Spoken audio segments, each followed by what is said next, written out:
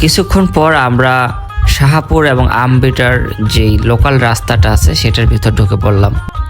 শাহাপুরের রাস্তা দিয়ে যখন এগিয়ে চলছিলাম তখন দুপাশের দৃশ্য দেখে সত্যিই মুগ্ধ হতে হয়। এই রাস্তায় এগোতে এগোতে রাস্তার দুপাশে চোখে পড়ল বিশাল বিশাল ঘের। পানি ভর্তি ঘেরের উপর বাতাসের ছোঁয়ার হালকা ঢেউ উঠছে।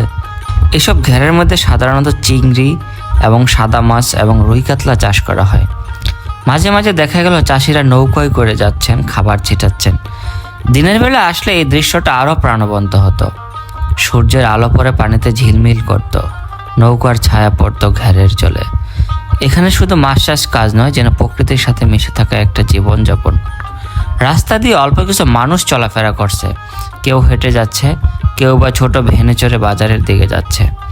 মাঠের মাঝ দিয়ে চলে যাওয়া সরু রাস্তার এক পাশে সাইকেল চলছে, অন্য পাশে ভ্যান।